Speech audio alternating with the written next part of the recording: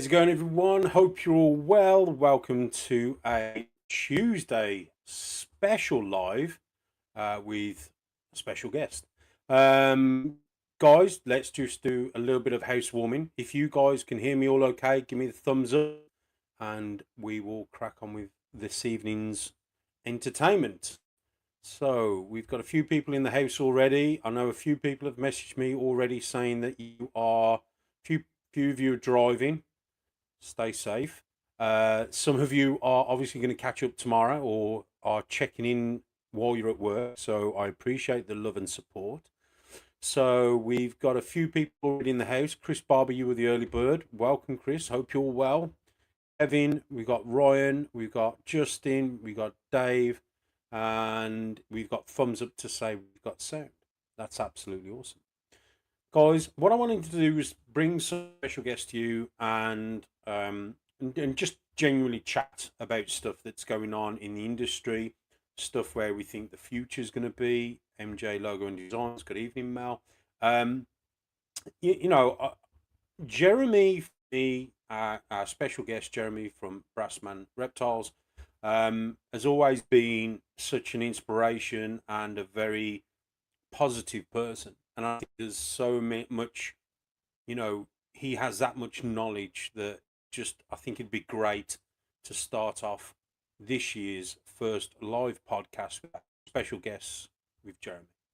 So without further ado, I'm going to bring him on. I hope you're all well. If you have any questions, put them in the comment box in the live chat. What I will do before I just bring Jeremy on, I'll just make sure for those people, see if you're stuck in the naughty room, as we call it. No, there's no one there, so that's cool. Right then, so without further ado, let's get Jeremy on. What's up, guys? Good evening, Jeremy. How are you? I'm good, man. How are you? Yeah, we're good. We're good. I appreciate you coming on tonight's live. Absolutely awesome. Heck yeah, man. Thank you for reaching out, man. It's been a while. We haven't chatted in a bit. So yeah, it's definitely been a while, and I want to say you've been posting some interesting stuff lately, which has really got me thinking about some real different species. But yes, sir. You know what I'm saying about? You know what I'm talking about. Oh yeah. We've got Kevin, Pete Frost. Good evening, Chris Barber. Good evening. We've got Ryan. He's saying good evening, Jeremy. What's up? Good evening. So, guys, if you're not following Jeremy on Instagram, get over and give Jeremy a follow. His collection is such an amazing collection. But I'm not going to take too much of the stage. Jeremy, from ball pythons to Amazons. Tell us more. What's the plan? Man, so a little bit of the history with me and Amazons. I started keeping them when I was like 14 or 15 years old. And I had no idea what the heck I was doing. I was like, that's a cool looking snake. Ow. They bite a lot. So I had no idea what the heck I was getting into, but I had sold off those couple of animals I had and just kind of forgot about the species a little bit. And then maybe like 7 years ago or so, I was at Northeast Carpet Fest in Pennsylvania, and Keith McPeak had brought one of his captive bred Amazons and put it in an auction they were doing for a U.S. ARC, and I won it. And I was like, all right, cool. Let's try this. Let's see what happens. And I was pleasantly surprised that it was not as bitey as those imports from however many years ago. And it kind of just got me right back into him. Like I got bit by the bug again. It was just a really, really unique species that I felt like it had always been just kind of in the shadows of the emeralds and the Amazon basins and all that stuff. But there's so many more colors, like green. Of course, green is wonderful. Absolutely. But man, red and white, red and yellow, like there's a lot of cool variations happening. So I was like, all right, I kind of want to dive into this a little bit. And when I was still at Nerd, Obviously we had a lot of connections to various import facilities and stuff, and every once in a while Kevin would get in some Amazon tree boas, and we got a couple of unique ones in, and I was like, man, okay, this is really cool. We got some red ones in, and I was like, I had never seen one in person that red before, so I was like, okay, I need this. And that was like, that opened the floodgates. Yeah. So fast forward a bit, now we've got about 50 animals here for breeding, and I rarely ever get bit. So it's a You're vast improvement, man. yeah, definitely. I think some people out here sort of try to avoid venomous snakes. I Mhm. try to avoid the Amazon tree boas because I've seen them and they are very intriguing. You just want to hold them, but I also know so they're so explosive. You can be holding them like I see people holding them on your Instagram, and I can Yeah. see it sort of coming round, and you're moving, and I'm like, he's playing the game. He's playing the game. But what interests me, Jeremy, can you explain to us? Because obviously we'll get into usual ball python talk, but can you explain to me how the colour mutations work? Is it something that's line bred, or is it an actual mutation?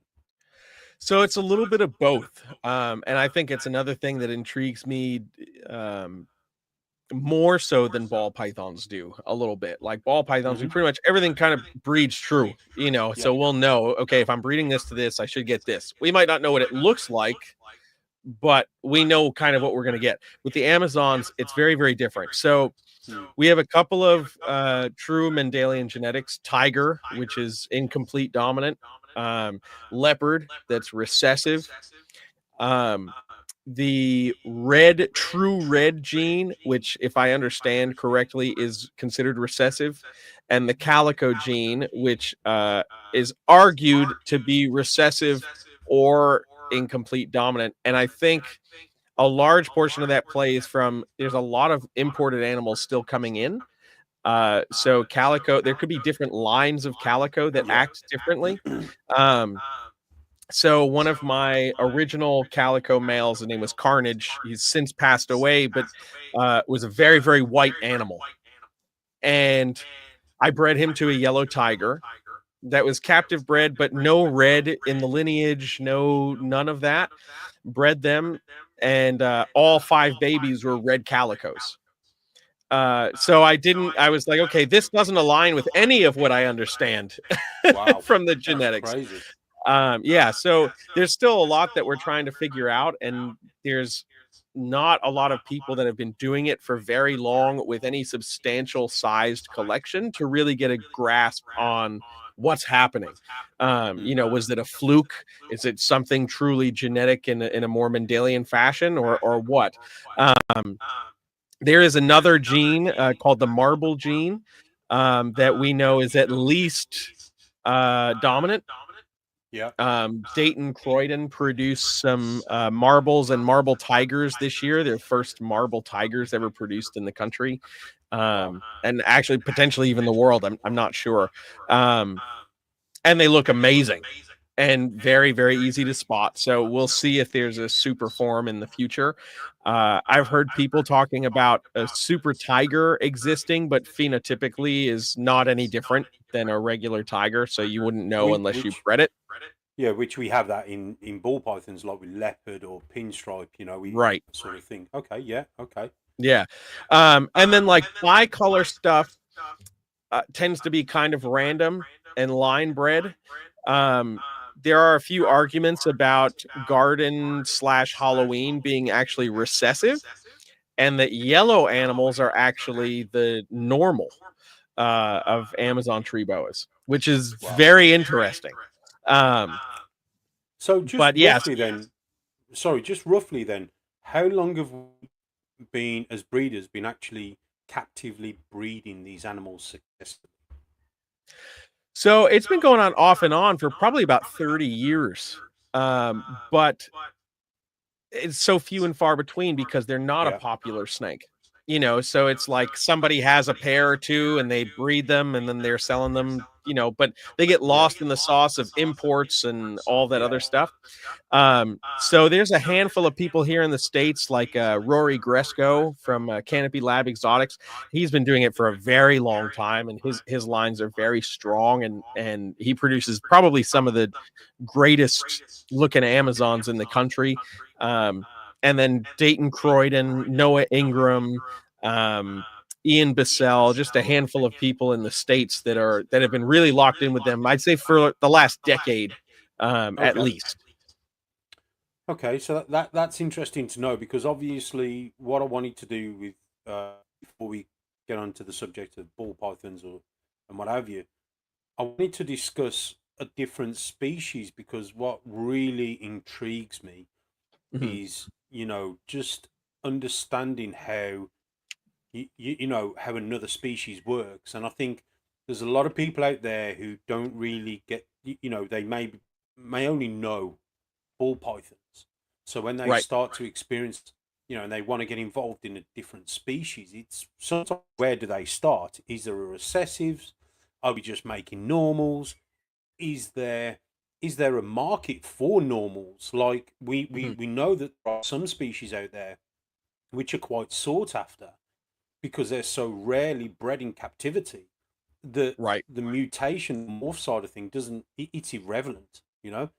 So it's just trying to understand a different species. And again, what I'm very conscious of at the moment is us trying to not only breed for what we enjoy and enjoy what we do, but Mhm. also there's no point breeding, and I don't mean this in a negative sense. We've got corn snakes coming out of our ears. Yeah. But what'd be really cool would be to breed something which maybe there's not much data on, there's not many people Mhm. doing, and potentially you know, we could have some real cool captive bred animals, Yeah. which are rare, rather than the mutation side of things. Right. Yeah, no, Mm.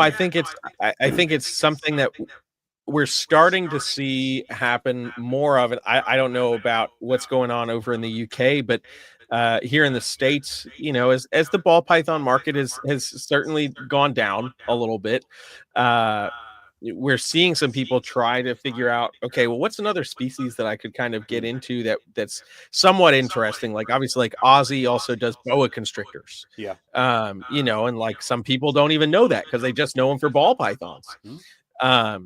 So I think we're starting to see a bit more of those things where people are starting to branch out. I mean, heck, even Justin has a room of just project things and just Yeah. other species that he likes. And I think that's important.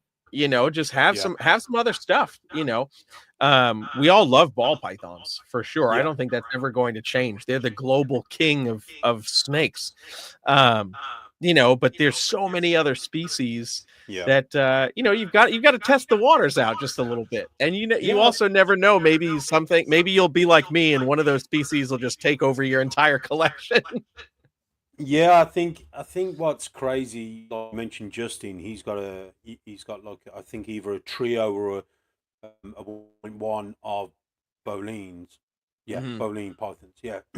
So, and I know he's got someone there in the background trying to help him breed those, captively get them breeding in captivity. And Yeah.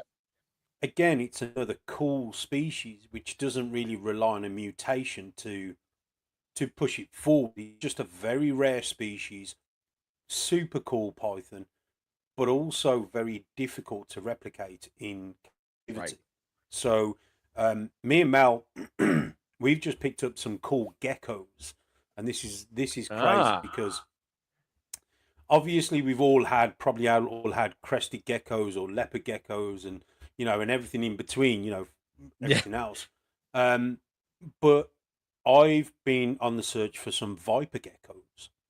Um, Oh, heck yeah. yeah, super cool little gecko. Probably gets about that.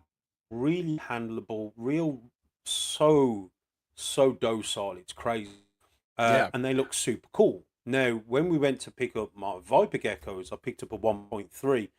Massive shout out to Mel and um, um, Dylan, who Dylan owns the reptile shop. They actually gave me a female as well as a bit of a birthday gift. But we also saw some dune geckos, DUN, Oh. June geckos.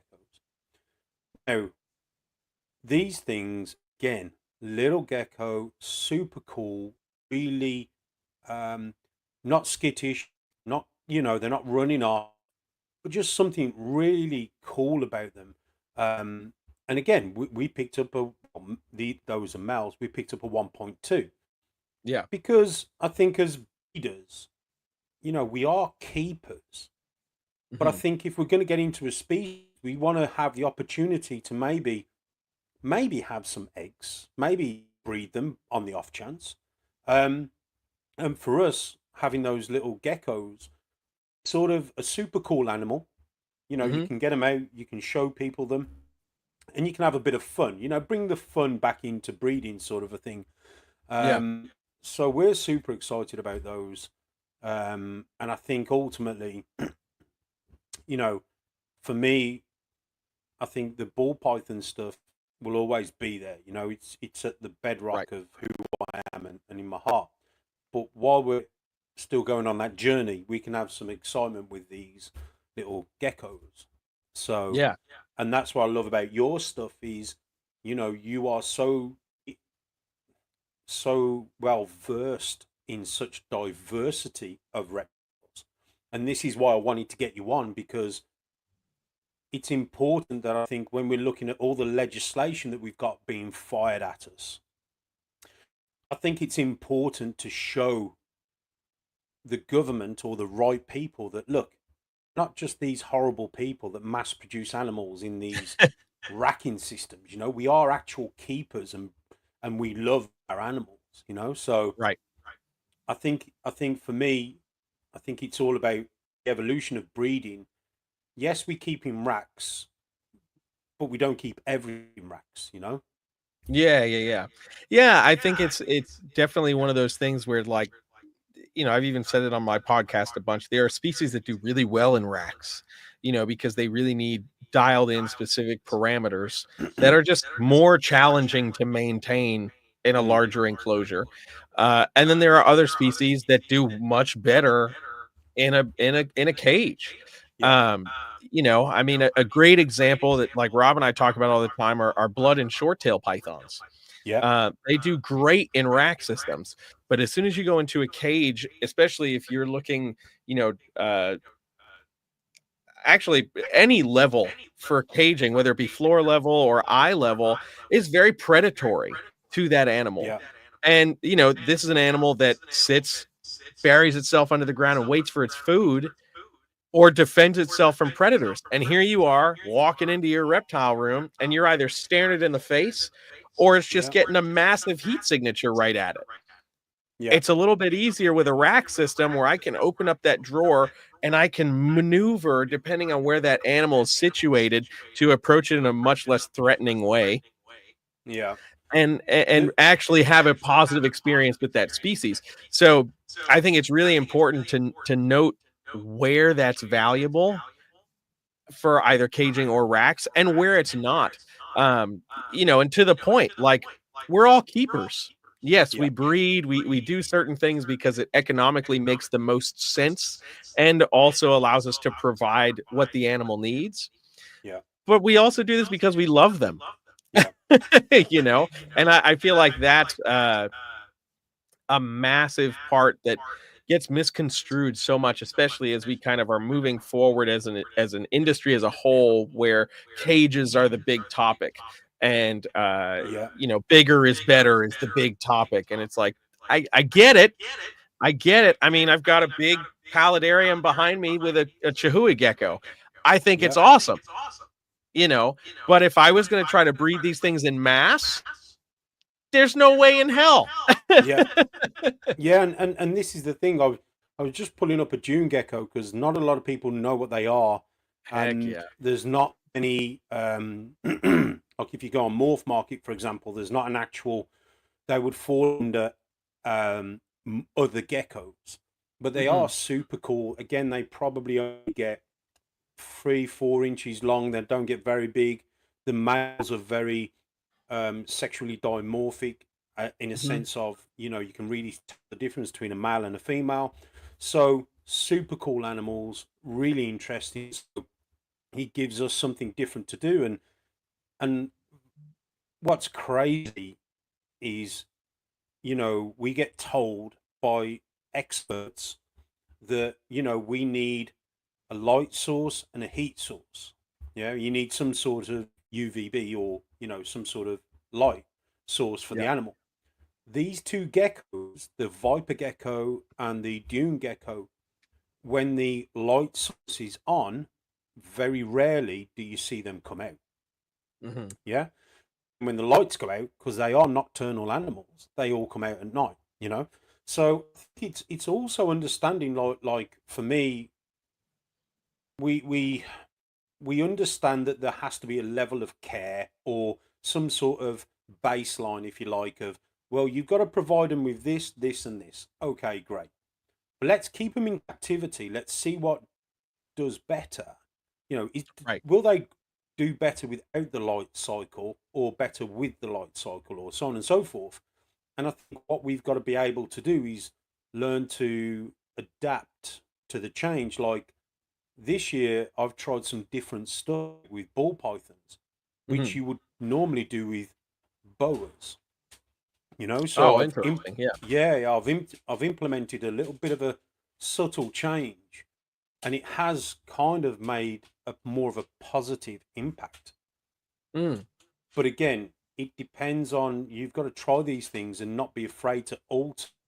You know, just because we keep them in a rack doesn't mean that we can't keep them in that rack. You can't have, like, in that tub area, you can't have a couple of hides, or you can't have, Right. some fake greenery.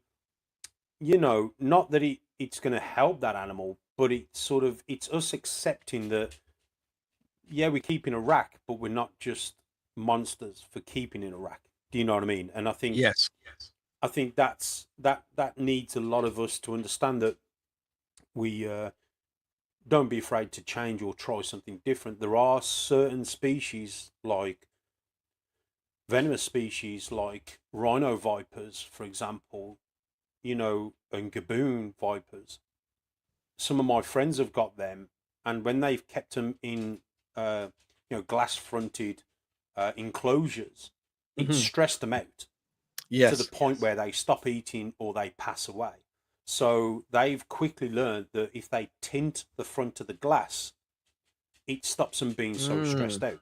And some of them actually keep in tub systems because it keeps them nice and calm. Even though you want to see that animal and display that animal, sometimes that whole display thing is actually can have a negative effect. Yeah. So exactly what you've just said. It's just good to change and be adaptable to whatever species you want to work with. Yeah. Yeah, 100%. And, like, I talk to a lot of people that are, like, dead set on this bigger is better, rampage, I call it sometimes, because Yeah. you see people losing their minds in comment sections all the time.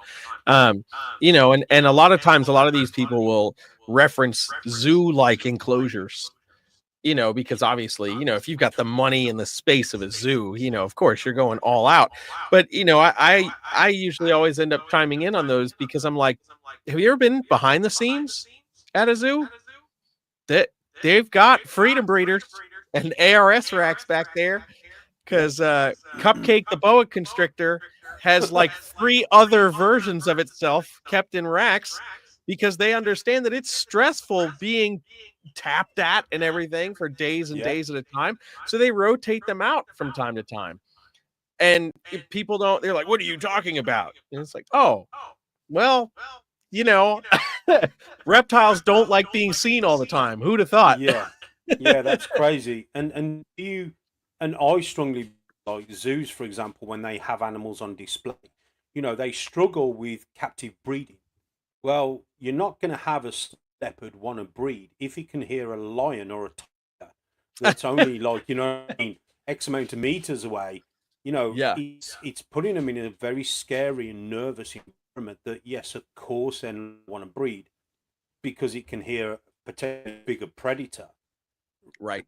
So I think there's a lot to be said about us as breeders in captivity, keeping the way we keep, but kind of also being able to adapt.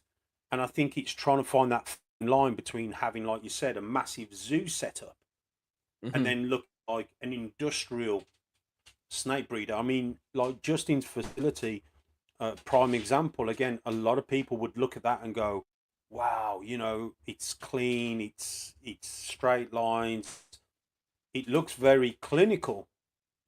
Yeah. But for me, I feel like it takes away from where are we? You could walk in there, and if you didn't know Justin did snakes, you wouldn't know what was in the racks. You wouldn't know that Right. you was in a reptile building.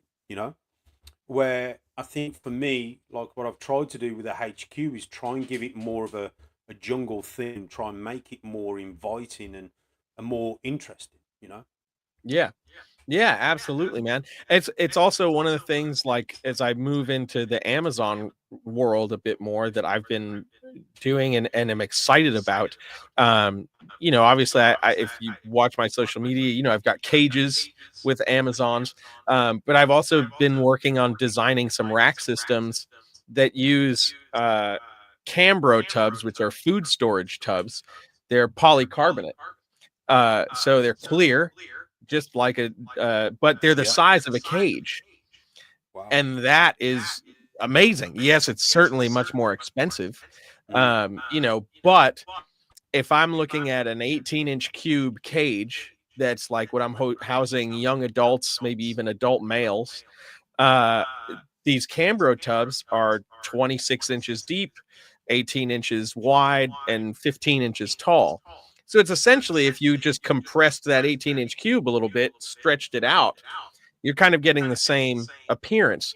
Yeah. And if you put a 6 foot long Amazon tree boa in there that's this big around, it looks perfect. Yeah. And you can set it up with the hides and the branches, and you've got plenty of room to do all that. And you've got there's a lip, obviously, that helps you hold the tubs if you're moving food.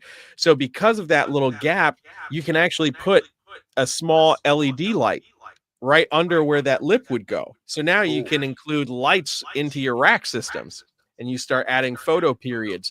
And you can approach them, if you look at some of the large scale freedom breeder, like 4 foot rodent racks, how they have the water nipples that are recessed Yep. into the back wall. You could technically do that with these tubs too. So That's you can crazy. start integrating a mist system into your rack system. So now you're taking cage setup Yeah. into a rack setup and finding these ways to make them more interesting for the animal, and Yeah. also trying to showcase, like, hey, look, I get it. The bear rack system vibe is not it. And here's a way that we can really elevate that and move that forward while still being economically sound. I'm not throwing 40-watt heat panels in these friggin' things. I'm using a 6-inch strip of heat tape along the side. And people are like, well, that doesn't necessarily do what it needs to do or give the animal a full uh, gradient of heat. And my argument is, well, PVC allows it to radiate Yeah. really well. But also, the way I have setups done is I have these corrugated plastic tubes that I zip tie about 12 inches from the bottom of the tub as an arboreal hide. One goes on one side, one goes on the other. You now have a hot hide and a cool hide. Yep. And when you've got gravid females that want to be hugging on the heat, guess where they go? Yep. Right into the hot tube. Yep. And they're And crushing it. So you can do it all. I think ultimately sometimes you've just got to try something and see if it's going to work because we- it, we're all from different parts of the world as well. So what may Yes. work for you, Jeremy, might not work over here because of the temperature difference. Or Right. like this winter, we haven't really I don't think we've had crazy winter where we've had this sort of, I know it's winter, and oh no, it's the end of Yeah. winter. Like we've had such a warm April so far. It's Mhm. nuts. Normally it's peeing down with rain, and it's horrendous. Um, but the start of April it's been warm. Even March time it's been very warm. So, this year I took a different approach on how to breeding my pythons, which was almost shut down the heat and slow down the food Mm, during the winter period, and then start to crank it up and crank the food up. And I've noticed that some of the females have actually done extremely well from having that cooling down interesting. period. And again, Corey Woods, he spoke about this. He had an issue where he had pretty much 3 weeks or 2 weeks without electrics. The one year, I think it was 2017, and he had the best um, production from his ball pythons that Mhm. season. So I think it's good to change and look at other species and see what other people are doing and see if we're Yeah. not missing a trick. See why do they do that? What's the reason for a cool down period? What's the reason for, slowing down the food? What's the reason for ramping up the Right. food? And I Right. think for it for as easy as it is, when people say, "Oh, it's easy to breed ball pythons," I think there's also the other argument. Yeah, we've got this baseline, but we've also got, either side of this baseline that we need to explore and see what works for us. Yeah, absolutely. Absolutely. I've talked about that a lot. I mean, we look at if we look at green tree pythons, um Rico Walder, who lived in the mountain areas of Colorado, was probably one of the most successful green tree breeders we've ever seen. And Yeah. like where he lived matched very closely to the elevations that these snakes were found versus the guys that are trying to do it in Southern California where the temperature is very stable, Yeah. versus the guys here in the Southeast where it's like humidity is freaking everywhere, and you can't escape it. There's no dry out period. So you have to put a little bit more effort. I know some people that have put like little 4-inch computer fans over enclosures just to try to dry them out to be able to give some kind of cycle to humidity. So yeah, exactly to that point. Like you've got to pay attention to where the animal's from, and you've got to look at like, well, what's working for other people? How can I take some of these tricks and try them, Yeah. and let's see what happens. I remember Sean from Exotic by Nature or the Bullshit podcast. He was actually talking about he sold this snake and he sent it to his customer. This snake was smashing food. The customer would get the Hmm. snake wouldn't feed. Had the snake back, smashing food. Sent it back, wouldn't feed. Sent it back, smashing food.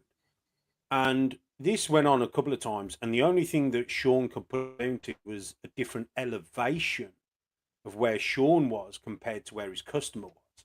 Yeah. And I remember a lot of people going, elevate like this. These are ball pythons. Like, this is what are you on about? Like this is crazy.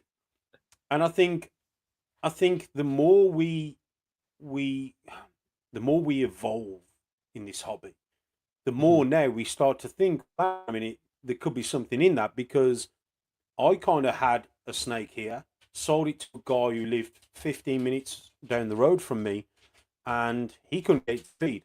Came back here the same night, it would smash food, and I kept Wow. giving it food, smashing food.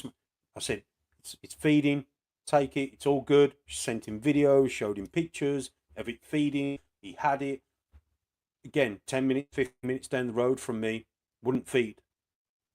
Had it Wow. back, and this went forth probably 3 or 4 times. I ended up having the animal back off him because I felt that the female was basically too good to not do anything with. He was like, "Oh, I might just keep her and just see how she goes." And I was just like, "If you want to, I'll have her back and I'll give you an exchange." Yeah. And again, she's smashing food. She's actually now close to 20 mil follicles.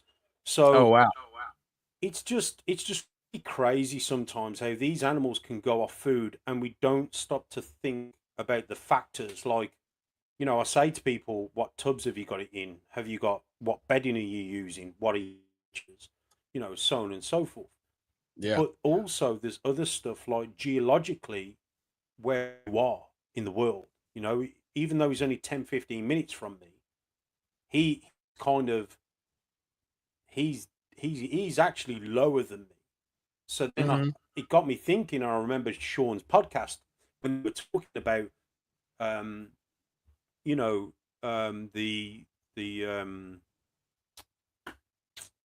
The elevations. elevation Yeah. elevation factor, and I just thought, you know what, it's something that is a possibility. Absolutely. Absolutely. And sometimes, and it also varies on the individual, Yeah, like that particular animal. I mean, if you're familiar with breeding any species of animal, you're used to trying different tricks when you have that finicky baby that just yeah, doesn't want to eat for whatever reason. In the carpet python world, like one of the tricks that we talk about from time to time that sounds crazy to other people is literally taking the snake, putting it in a deli cup, putting that deli cup in a brown paper bag, jumping in your car, and taking a drive for 15 minutes. yeah, Coming back, putting the snake back in its enclosure, thawing out another rodent, offering it, and it takes it. yeah, Who the heck knows why? But but it works, and like that's something that the first time you hear it, you're like, no way, that makes absolutely no sense. Like that would yeah. never work. And then you do it, and you're like, oh, okay. I had no Yeah, idea why, but it works. yeah. Yeah, we've done that as well with friends. Like I had a snake that's got up to a certain particular size, stop feeding. Obviously, we used to talk about the 1,000 gram wall. Now Yep. we have an understanding of what that is. It's like um, that sexual change from a snake. Especially what I found with ball pythons is, with the females when they hit that 1,000 gram wall or a year, it's more maturity thing, like they're maturing. And I Right, right, right. found that if I was to put a male in and they lock, the female would smash food. It would snap her out of that 1,000 gram wall. And that Yep. then got me thinking way back. And well, when they're in the wild, they don't have, weighing scales. They don't have a calendar with their hatch date on, you know. It's all based on their, biological change. And I think Yep. a lot of things get me thinking, well, if that species, if the male is sexually active at a year age, why won't a female be sexually active at a year age? Because Mhm. if you think they were the only two snakes on the planet and they needed to, reproduce each other to populate, they would have to have the same sort of biological um, sexual interaction, um, um, maturity for them Yeah. to start breeding at the right time. So again, I think the more we do, the more we understand, the more data we share, the more stuff we talk about now. I think we actually are breaking through some walls of um, lack of information, if that makes sense. Yeah. 100%. 100%. I mean, even if you think about somebody like a Justin or even an Aussie or Kevin or even Brian Barczyk when he had his full facility, those are the few people that will ever have individually a large enough sample size to be able to try these things and really give you some kind of information. Yeah. Outside of that, guys like you and me, they're like, "Oh, I got maybe a couple hundred snakes, you know, we've got to talk to each other because a couple Yeah. hundred snakes sounds like a lot, but in comparison to the guy that's got 1,000 or 2 or 3,000, they're seeing way more things simply because they just have way more animals, Yeah. you know. But we're the ones that have to be like, hey man, I'm dealing with X, Y, and Z. Have you ever had this happen with yours? And the answer might be no. and you might just be that one guy that's unlucky to go through whatever the situation is, you Yeah, know. definitely. So yeah, I think that sharing of information is huge and massively important. Yeah, definitely. So it's crazy, but I'm going to touch on something which controversial, maybe. Another fact, Jeremy. Um, what was your take on that? Wait, can you say that again? You were breaking up just a little bit. Did you see what happened with Jeremy Stone with the Oh, juggling of the ball yes. python thing? Yes, I did. Do you know sometimes when you see, people like Jeremy Stone and people like that are looked up to, and then you see something like that and you just think, you're just, yeah, Yep. disappointed a little bit. Yeah, I I'm gonna pick and choose what I want to say. Yeah, well, I, But I think when we have to think about something as keepers who have been doing this for a really long time. We get very used to seeing these animals. We see them day in and day out. We know how they act. We understand that something like a ball python is very chill. yeah, It's you can push smush its face, boop its snoot, whatever the heck you want to do, and it's pretty much not going to care. We understand that because we see these animals day in and day out. Explaining that to a new keeper might take some extra nuance because they don't mm, understand it. mm, A nuanced conversation does not need to include juggling snakes yeah, to showcase how chill they really are. yeah, It can be as simple as, talking about, oh, this is a snake that if you rub near its head, it's not going to become aggressive. If you yeah, touch its tail, it's not going to lose its mind and dart out of your hands. I don't need to throw this snake up in the air to figure this out. yeah, But I think and this is not me trying to make any excuses. This is me trying to understand psychologically why that was the road yeah, that was chosen, was because we see these things day in and day out. We're used to touching them, doing whatever. So we know in the back of our mind, like just like as we wake up in the morning, like the snake's fine. It's not going to do anything. yeah, What can I do to get you to understand that? Well, if I throw yeah, it up in the air and catch it, you're going to realize that it's perfectly fine. yeah, yeah. We don't need to go that extreme. And Mm-hmm. I think like it's interesting because I was having a conversation about music with somebody that kind of was in a similar way. If you think about your audience that has no idea what the heck you're doing or how to play an instrument, Yeah, even if you make a mistake on stage, the average audience member is like, damn, I wish I could do that. Like, that's really cool. It doesn't matter that you made a mistake. I look at animals very much the same way, where it's like the average person is like, whoa, that's a snake, man. That's really cool. I don't know anything about snakes. It's super cool that you do that. How do you understand, that snake's not going to bite you? Literally, I can just, gently rub it behind the head and show you that it's not going to bite. And that will show you, yeah, you know. But for the person that's just around it constantly, we're like, oh well, you've got to understand this. What's the easiest way I can get you to understand this? And we literally will look right past the easiest answer. yeah, yeah. I get you. And again, it's sort of, and again, going back to evolving. Like over the years, I've changed certain things that I do. Like for example, we're all, when you've got that one snake that goes off food, and it's probably your prized possession, and you're like, oh my It god, it's always off is. food. What am I going to do? And then all of a sudden, one day, it's been off food probably for 9 months. Mhm. You offer it some food and it takes it. First thing you do, snap a picture, show everyone, hey everyone, look, my snake's eating again. Wow.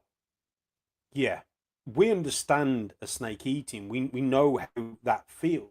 But Yeah. because I've seen more and more that we are now more in the mainstream, that, you know, 14-year-old Michelle or Stephanie, who's got cute bunny rabbits and stuff like that, who's also into reptiles, but doesn't quite want to see a snake constricting a rodent, you know? So I'm very, like, now I'm very much, look, you know, people, we need to show people, we don't need to show each other um the animals feeding. You know, we can do it in a different way. We can show something in an educational way, where if it get into the mainstream, where it wouldn't be looked upon like we're such horrible people that we're willing to feed other animals to get enjoyment out of it. You know what I mean? Like we're sick Right. and, you know. So over the years, I've been very much having this constant battle with myself to go, well, I don't want to show live feeding or feeding videos in general. I don't want to show do any lives on any open platform regarding, you know, talking about feeding rodents. So again, on my YouTube videos, you'll see that I won't really talk about the rodent sort of things anymore. Hmm. I certainly won't post any videos, any pictures on Instagram or reels to do with a snake eating. Hmm. That's where the Patreon for me has been able for me to go, look, guys, this is how you assist feed, or this is how you force feed, Yeah. you Yeah. know, Yeah. Yeah. to sort of do it in that educational space where, you know, people are here to learn, you know, not Right. for that content to be used against me to say, oh, look how horrible Gavin is. You know, he's feeding these poor, beautiful rodents to these nasty snakes. So over the years, what I'm trying to say is I've tried to build my platform now, because there is multiple people that follow and watch me who don't own reptiles, who don't understand the feeding or the concept of how we keep them. You Hmm. know, if I show a snake, and this is typical, this is Jeremy, excited about a pair and you see them locked. The snake's got this tub, but he decides to be, you know, in this crammed, in this small area. It's got all this tub to stretch out, but it wants to be in this area locked Hmm. up. And they see two snakes, and you take a picture and you on your Instagram, and all of a sudden you've got this. Oh, that's cruel. Look at them; they're all washed up in that space. And so it's very hard to get that across to people who are just not in our industry. That, you know, they've got a lot of space. It's just that they choose to be in this particular small area. So Right. I think for me, looking at that Jeremy Stone video, um, he was probably trying to educate in some way, some Hmm. form. You know, hey, these ball pythons are proper killed. Look at this.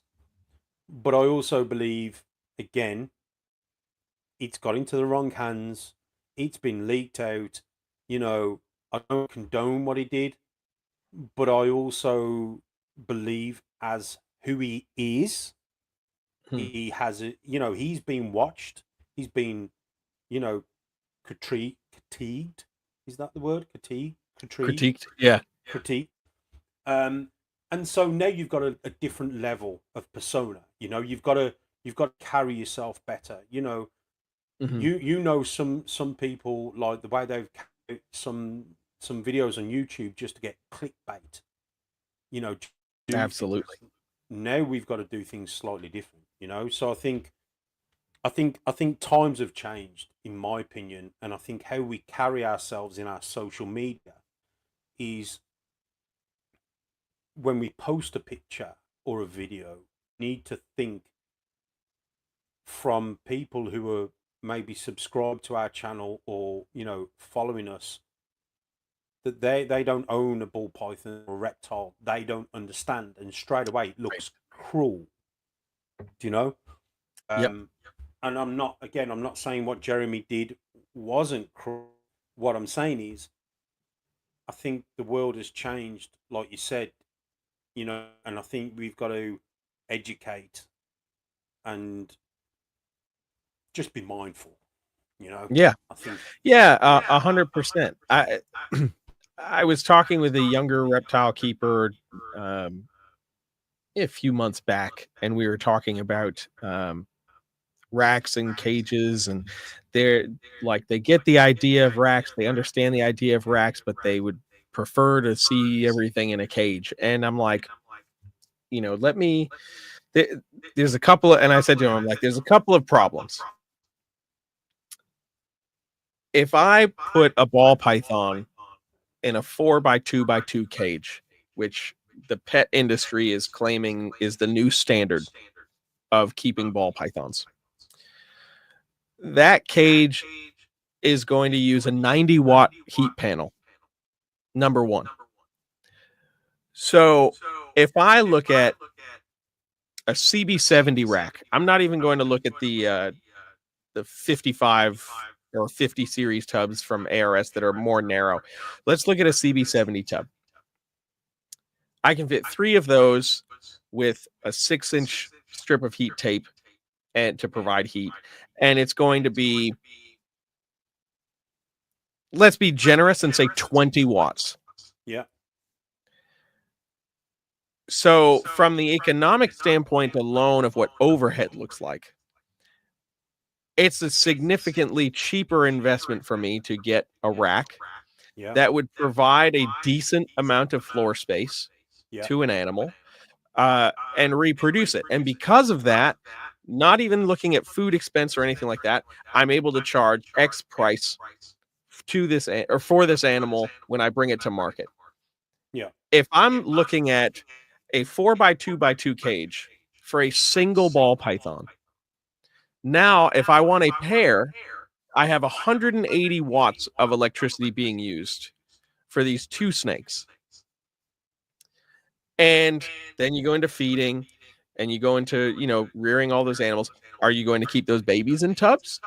Yeah. Or are you going to try to do a 2 foot by 1 foot by 1 foot cage per baby? Yeah. You know, of course you can throw heat tape on that or whatever. But point being, there has to be some understanding that there's a separation between the pet keeper and the breeder, right? Yeah. Because you can argue about breeding snakes in cages all day. Of course, you can breed 2 ball pythons if you keep them in 4x2x2 cages. Of course, you can. You're not doing that as a form of business at that point. It's Mm-hmm. impossible. You know, uh, for those of us that are like, okay, I'm not trying to mass produce ball pythons. I don't need hundreds of them. I've got 40, one 55-40 rack.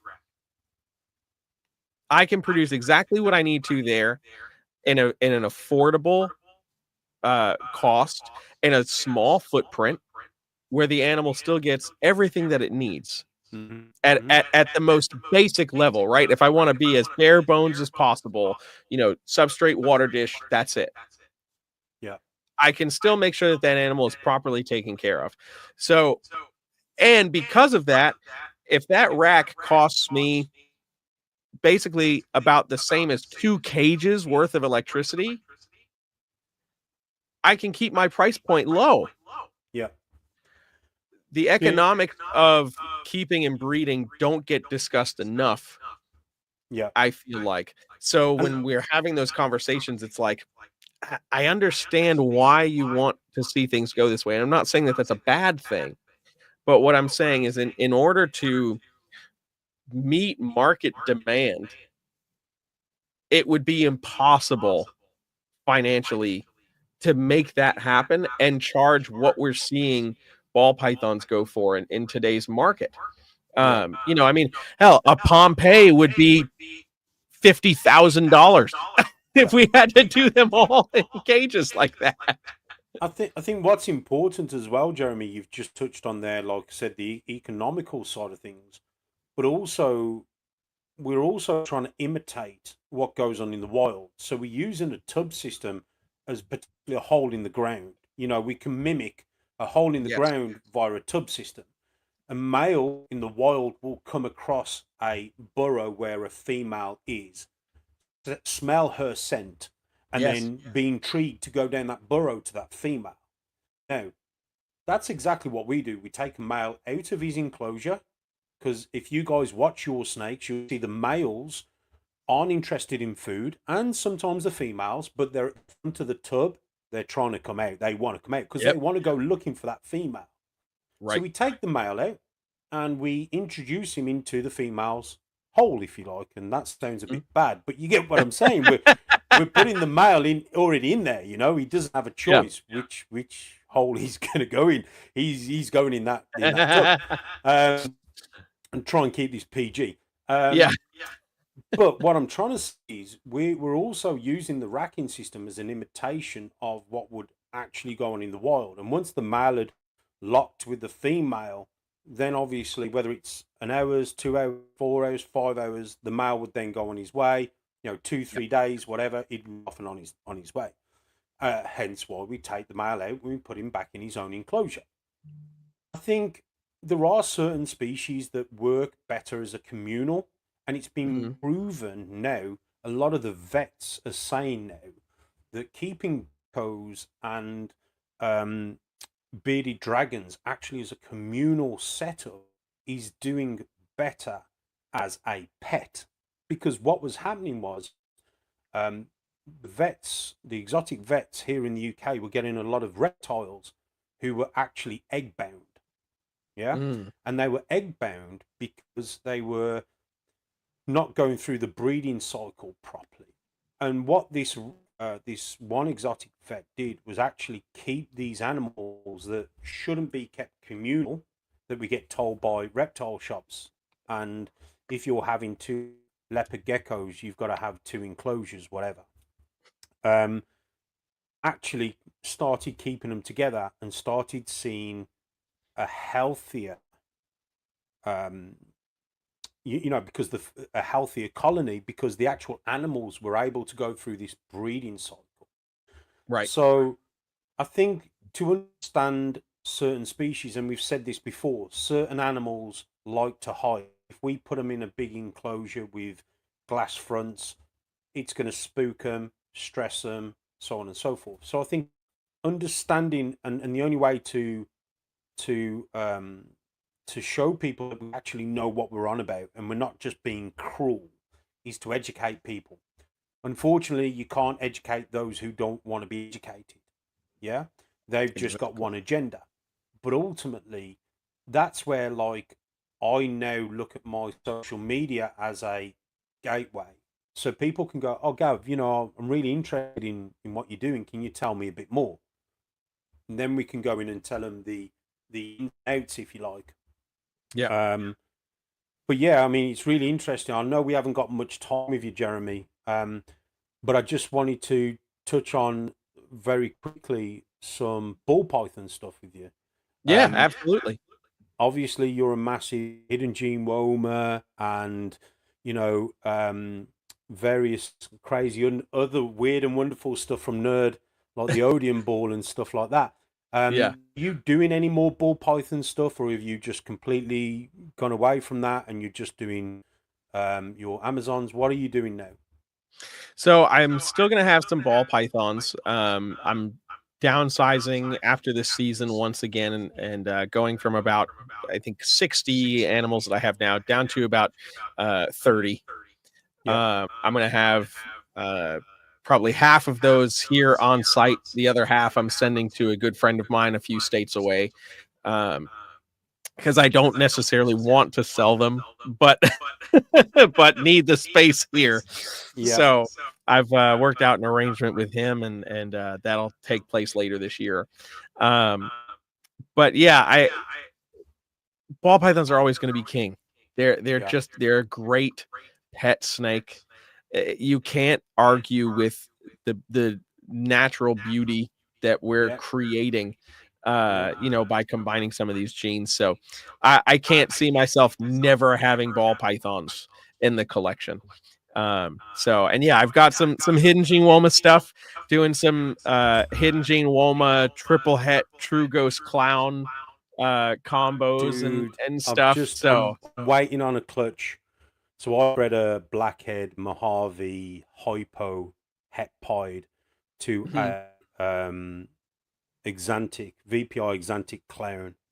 So I'm with you on the true ghost stuff. I think it's a Yes. project which was, back in the day, it was quite a cool project, and it sort of got forgotten about. So I'm with you on the True Ghost stuff. Yeah. I'm excited for that stuff, definitely. So I'm with you on that. What else have you got going on? Yeah, so the True Ghost Clown stuff is a big one. I'm also doing DG True Ghost Clown stuff. I'll have some quad hets from that this year that I'll hold back. Um, let's Nice. see. Okay. A bunch of multi-gene hypo combos. Cool. This not this year, but next year, I've got a pair that I'm really excited about. Banana, blackhead, black pastel, leopard hypo breeding to Mojave, Enchi, Yellow Belly, Calico, Orange Dream, Het Hypo. Nice. So just a massive amount of genetics just getting thrown in. Do you know what's crazy? When you see a banana hypo in your hand, Mhm. it is very different. Like it is strangely enough, you sort of, with a hypo, you're kind of dulling down the banana from what I've seen, Mhm. but it gives you such a different color palette that it's not a negative. Do you know what I mean? Yes, It's not, absolutely. we want to create these bright, beautiful snakes, but actually, when we look at stuff, it's not the bright, beautiful snakes because we've made them, we've done that. Now we Yeah, want different colors to play with, different, you know what I mean? Different exactly. tones. Yeah. So yeah, I'm with you. I think banana has, dare I say, it can be or is in some ways feeling like another pastel sometimes. How In a, dare you? I know, and that's only because you see a lot of people now who go, "Oh, I don't really want banana," but then when I pull Yeah. some stuff out and I go, "Are you sure?" and they go, "Holy crap! Yep. Actually, I've changed my mind."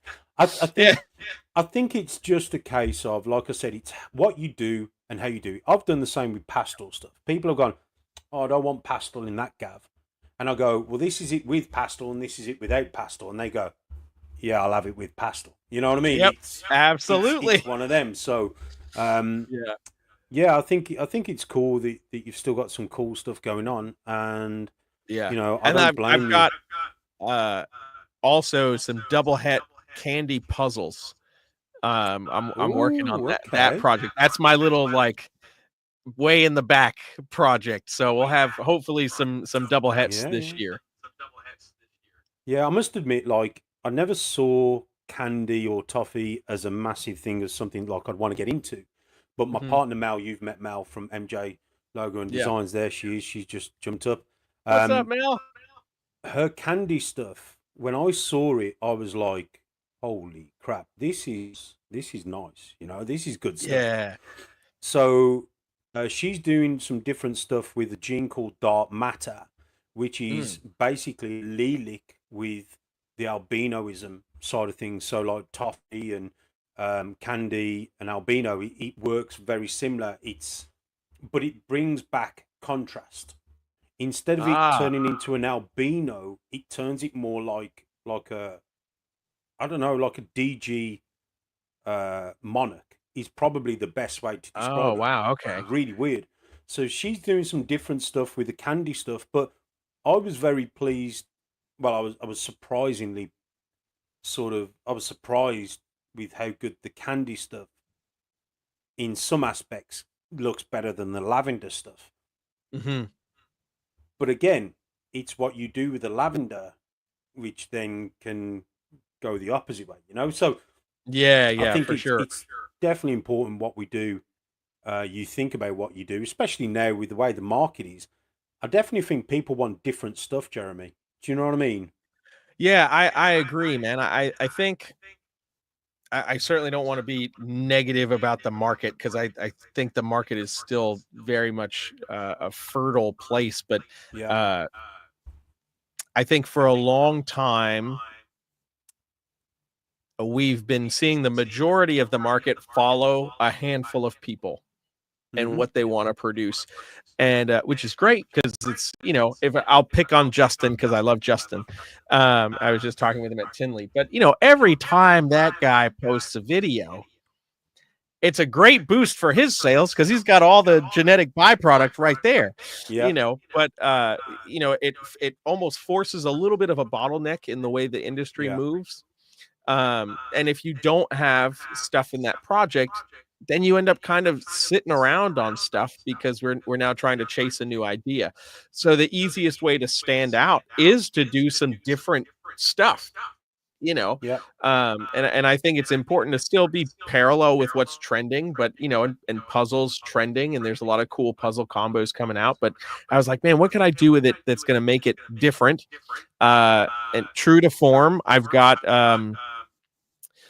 a Lemon Blast, Enchi, Fire, Hidden Gene Woma, Het puzzle, as Wow. well as some Enchi Yellow Belly Het puzzle stuff to produce some visuals. But I took that male and I bred that to a cinnamon candy female. So we'll have a bunch of 100% Het candies, pos Het puzzles that I'll shed test, and we'll go from there. And if I miss, then I'll just wait and produce a visual puzzle and then kind of go from there. But I've seen some of the Hidden Gene Woma puzzle combos that some people have produced and really think it's unique. So I want to kind of dive into that direction.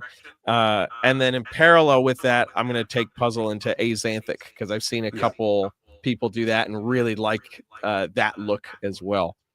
Yeah, I've got a Hidden Gene Woma het puzzle female, and I'm a bit like you. I'm quite intrigued to make some different puzzle combos just to be a little bit different, you know. Yeah.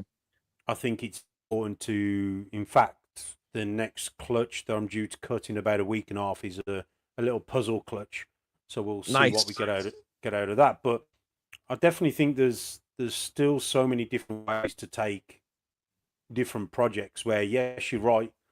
You know, there are certain who are um, you know, bottlenecking or steering the industry into particular projects. Mm-hmm. Uh, but I think like there is so much call for different stuff because there's only so many Pompeys you can see. And let's face it, Yeah.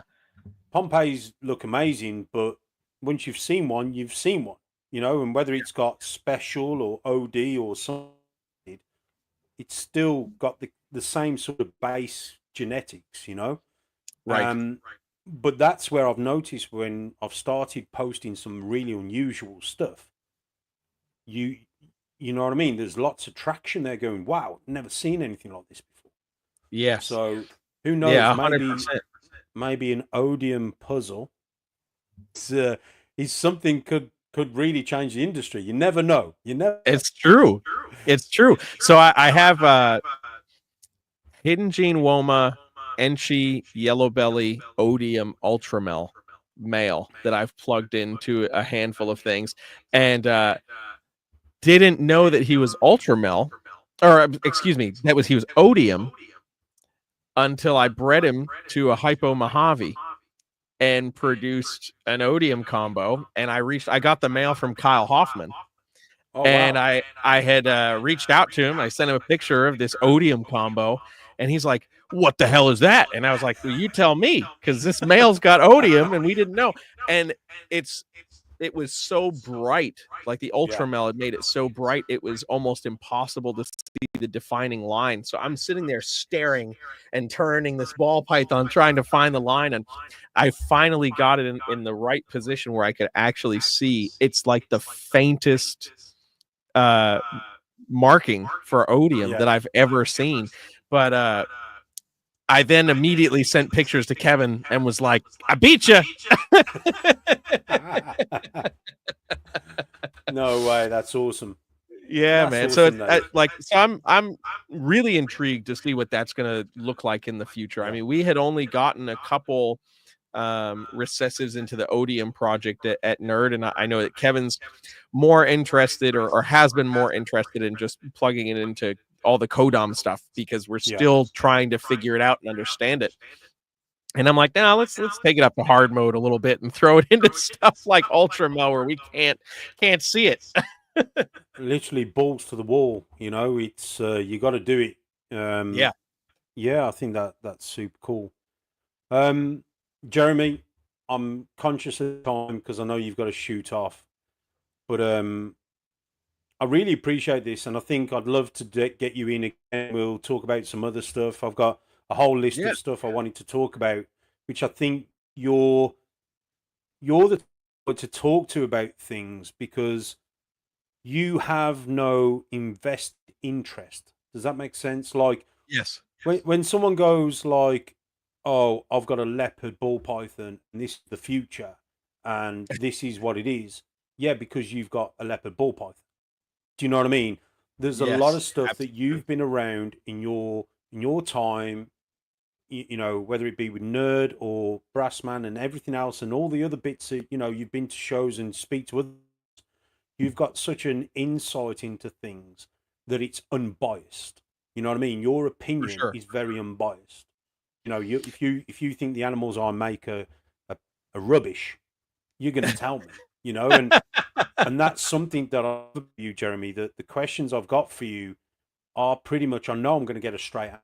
You know, so I'd love to get you Yeah. on to talk about other things like morph market, the industry, the future, shed testing, your Man, I'll tell you, I've got a little bit of time if you want to touch on some of that stuff. go I on. just looked at the time here. I've Let got some time. But let's what if pick you a want to topic. talk Pick a about some topic. controversial shit, Well, yeah. Anything. Just I have some stuff that I know you will give us an unbiased opinion. You know, and yeah. whether it's good or bad, there's you know there is people out there like shed testing, for example. I really think it's a good thing, but there's Mhm, people out there who think it's a very negative thing. Uh, for sure. what's your feelings? So similarly to like what we see with a lot of things that have kind of come to light over the years with the advancements of technology in the market, I think shed testing is a very good thing because it does allow us to kind of move it's along from the breeder standpoint. We don't have to necessarily wait around and raise up possible heads. My frustration with shed testing is that we made it a massive public announcement way too fast. Yeah. I've literally on multiple occasions been asked if a visual recessive animal is has been shed tested for the trait, and because it hasn't been shed tested, they don't want to purchase it. And Wow. I'm like, like, and I'm talking about pied. I'm not talking about like hypo that could get mixed into something. I'm like, it's a pied. Yeah. So let's alliterate on that. So Xantic, for example, if you're buying Yep, a particular lineage, yes, a shed test would be very handy. But if you're talking about a absolutely. clown versus a pied, yeah, wow. It boggles my mind, and this is me being an old school guy. I'm using my freaking eyes. Yeah. Like, uh, if we're looking at combos and I know what my breeding was, I'm gonna tell you what the hell it is.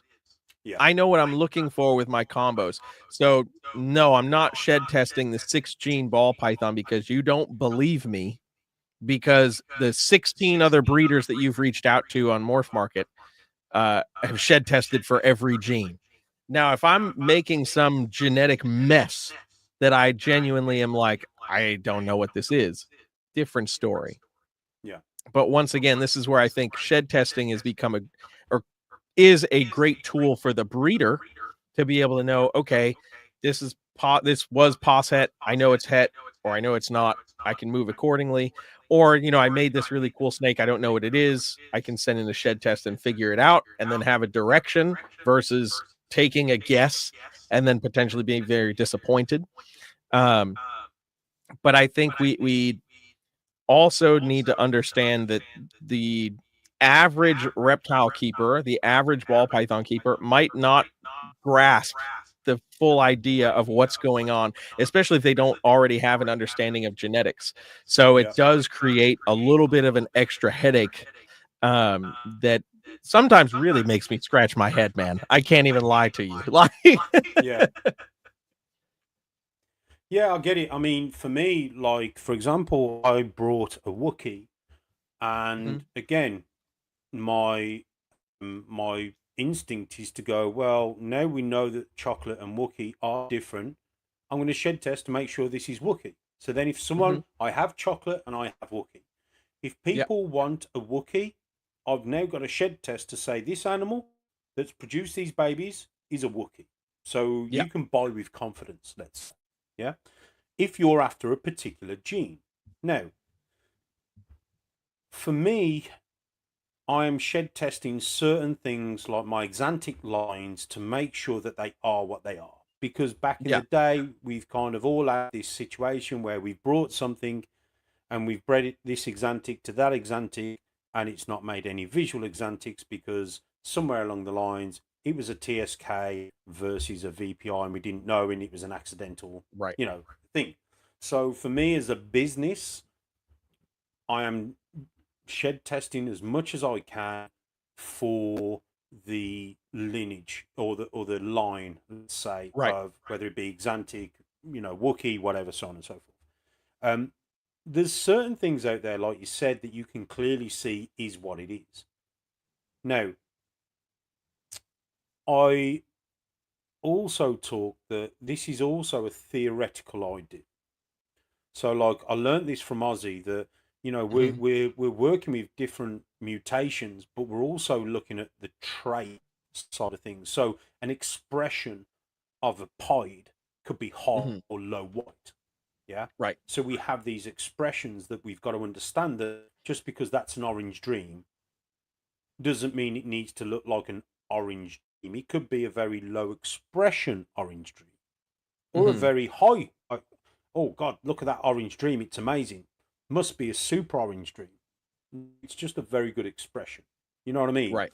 So to understand that, I think is important, and that's why I do sell.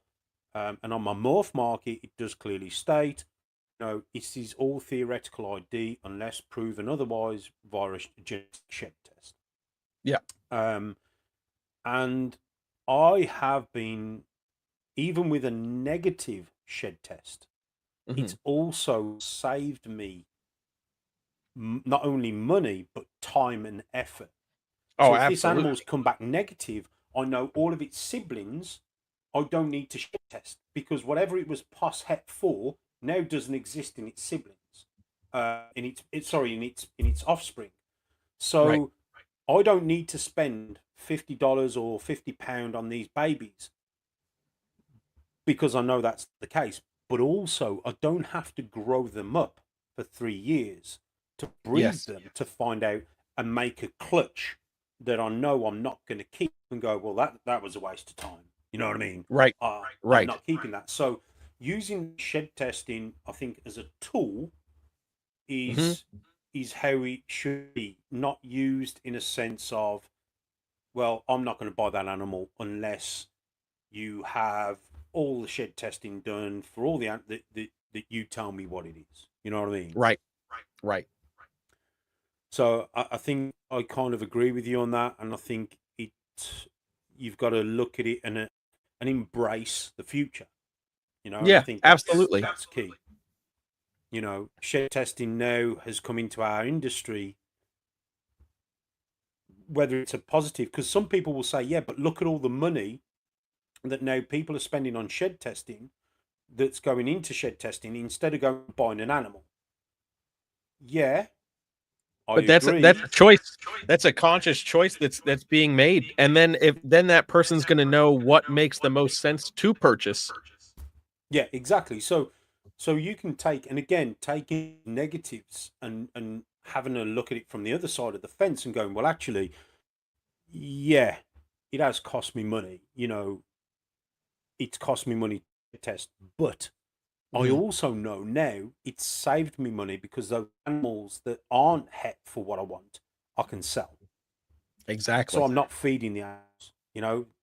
Yep. So someone else can use those animals. And also, I'm not going to create a clutch of potential animals that is only going to go to the market. And I've completely, you know what I mean? They're bred and made for no reason. It's like Right. I've kind of helped the market in the future by not producing, dare I say, pet shop animals. Right. I've now saved, I'm helping the industry in other ways. Yeah. Yeah. No, 100%. And I think it's important to note, especially as a breeder that has a direction that you're trying to take with a project, the goal is not to produce pet quality animals, or pet shop animals that are just like, well, this was supposed to be part of this XYG combo. Now it's just an Enchi yellow belly when it should have been an Enchi yellow belly double het for this. Like, if you don't have to produce that, just as you're saying, like, then you won't. So your goal should be focusing on producing, what that end Yeah. goal should really be. So Yeah. yeah, there's plenty of other people that are breeding because they want to have fun or they're just getting into it.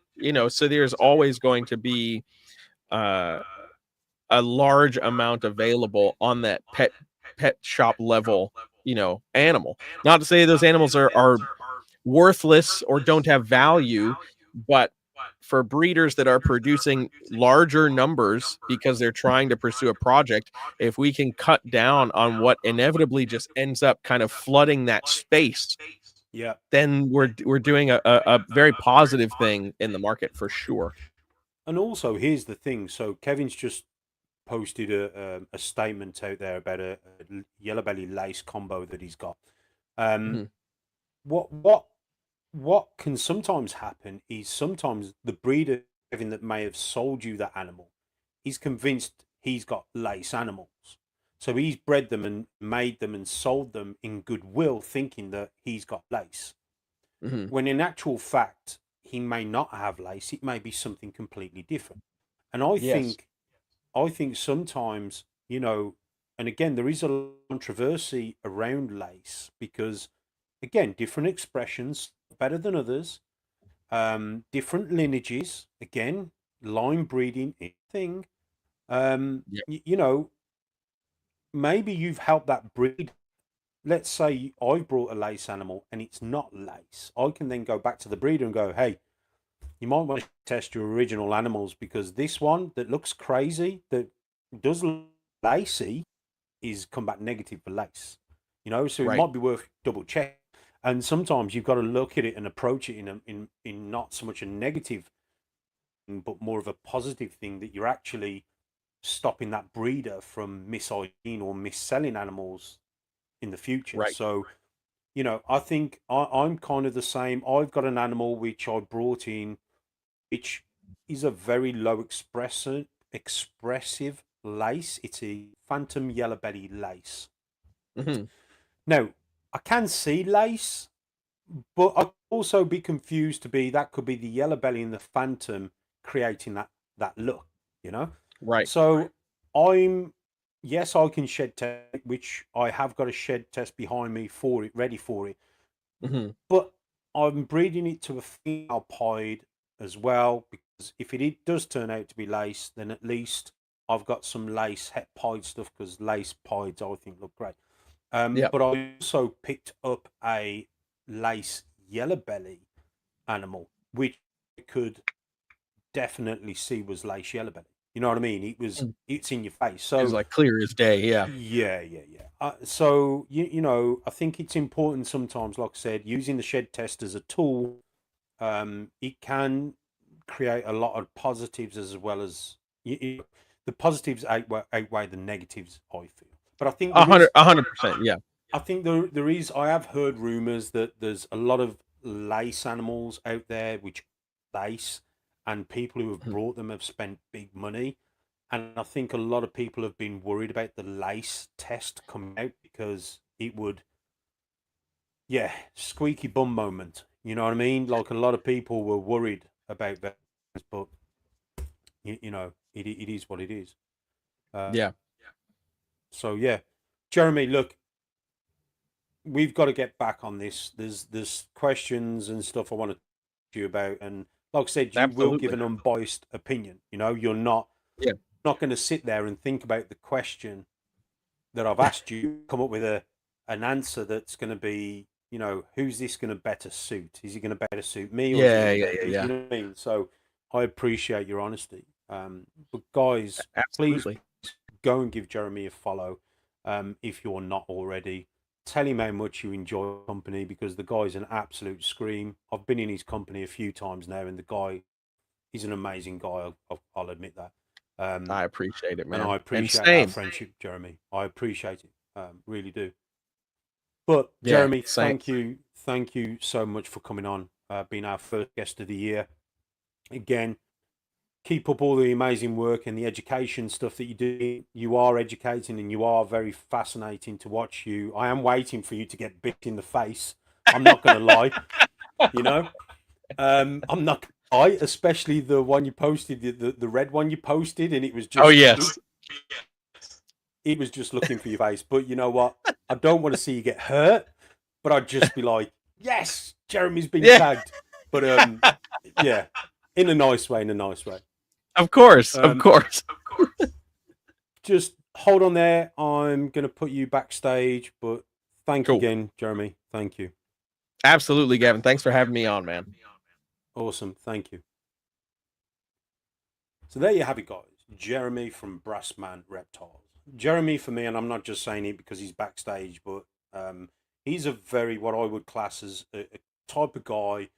If I wanted a genuine opinion, he's not going to blow smoke up my arse, as we say, and he's not going to sugarcoat anything. He's very much to the point. He'll very much tell you the facts.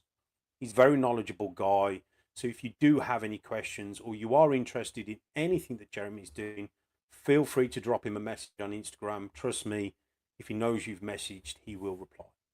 But guys, I want to thank you all for tuning in. I hope you've enjoyed this. If you have, please let me know. Who do you want? Who do you want to get on the podcast or on the lives? Drop me some names. Let me know. I'll hit them up. I've got a few people lined up, like I said. I wanted to get Jeremy on because I think he's an awesome dude. But thanks again for tuning in. I hope you're all well. Take care, and I'll see you guys on the next one.